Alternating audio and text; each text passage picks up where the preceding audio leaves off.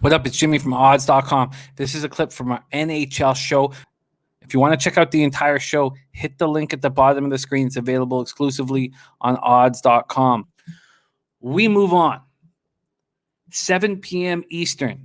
Vancouver Canucks, 6-8-0, 2-6-0 on the road at the Toronto Maple Leafs, 8-2-1, 4-1-0 at home. We murked this game.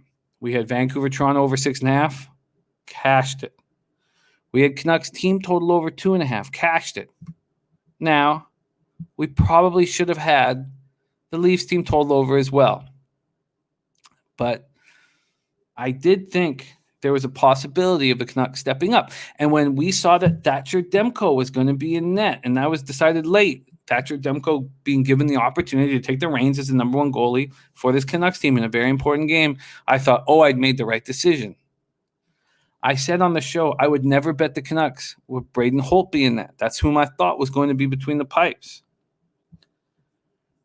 Let's talk about this spot here. First, let's take a look at the market. This total opened up at 6.5 at -125, and it's being bet up. Bet up. Now, I can't take the under here. But I'm certainly not going to go right back to the well with the over. And we'll talk about why that is. And the public's going to be all over this. Is this the first 7 of the year? Quite possibly. And if this is a 7, I'd be hesitant to go under it because it's going to be juiced at -125 or -130. We'll see. If it can come down to -120, I will certainly think long and hard on it. From a money line perspective, we have the Leafs at -185. You can get them between -180 and -190, and that's going to go up. That's going to go up. Money's going to come in on them. So Braden Holtby will be between the pipes. And he's been very bad this year.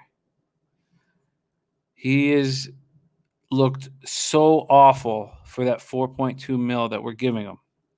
Frederik Andersen should be back in net for the Leafs. 6-2-1, 3.01 goals against average, 888 save percentage. He doesn't look very good in this early season.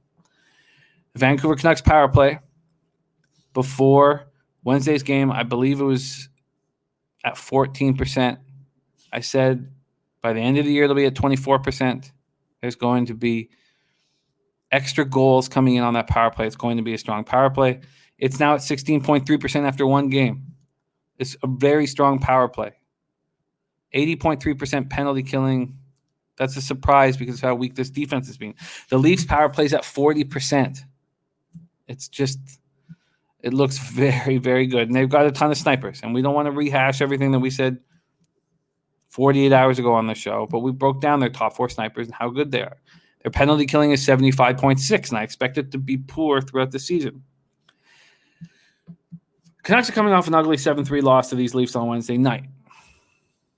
Thatcher Demko looked terrible, but the team in front of him didn't help. Now, I rallied against the signing of Braden Holtby. I hated it. I thought use that money for Toffoli. This is why they signed Braden Holtby, to be that stabilizing veteran netminder. And this team needs one badly right now. If Holtby is able to come in here and hold the fort down and have his first good game of the year, he's got a goals against average just under 4, save percentage way under 900. If he's able to come in here and hold the fort down, then I will quietly, alone in the corner, apologize to Jim Benning for all the horrifying things I said about him when he made the trade. They were outshot 37-19. Are they quitting on Travis Green? Because it felt that way. They even had a rare loss in the face-off circle. Remember last year, they had number 2, number 6, and number 7 in the entire league in face-offs. And JT Miller, Jay Beagle, and Horvat. Their defense looks awful. And it's not just because Travis Hamonic is out. Nate Schmidt has not looked good since he got popped for PEDs in 2018. Tyler Myers was a terrible signing. We went into that 48 hours ago on the show. And you have to give Quinn Hughes, your future, a better defensive partner than Jordy Ben. With all that being said, I still think this team is capable of righting the ship. Do I want to back the Canucks full game? No. No, I don't want to put my money on the Vancouver Canucks full game. But I expect them to come out very, very hard. And I expect them to come out fast. And if they don't, heads are going to roll. Travis Green is going to be fired. Jim Benning is going to be fired. There were high expectations for this team this year. And if we get embarrassed in Toronto,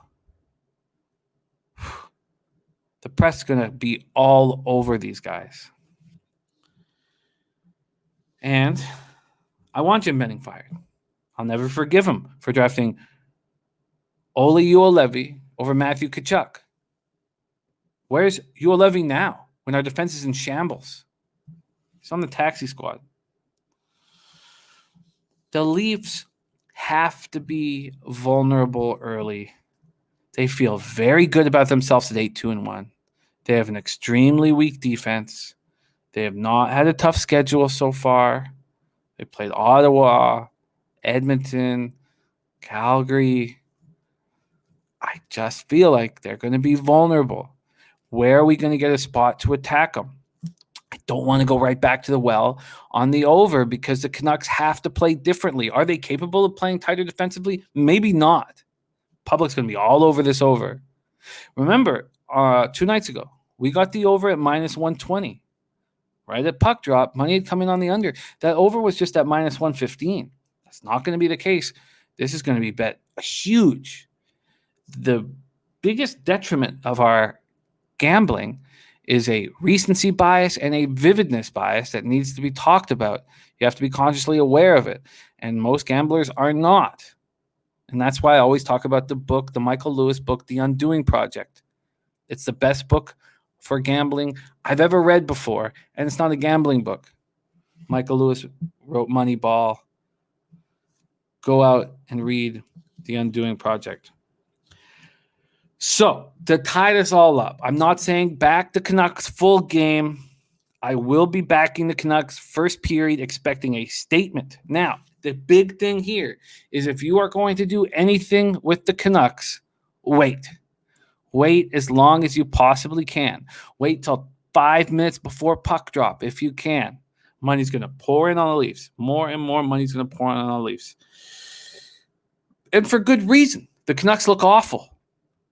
So, I can't lock in my Canucks first period, and I won't until very late. But these are the 2 plus money spots I will be betting on my Saturday card. Over 5.5 at plus 110 has already been locked in. Coyotes, Blues. And then Canucks first period. Something nice. I bet you when it comes out, it's going to be plus 145. And I think I can get better than that. And I'm not going to take the Canucks plus a half. One of my key rules is to never turn a dog into a favorite, ever.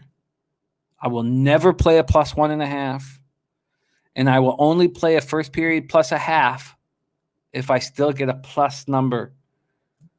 I will not take it if it's a minus 110. Never turn a dog into a favorite. Stick to that rule. There you have it.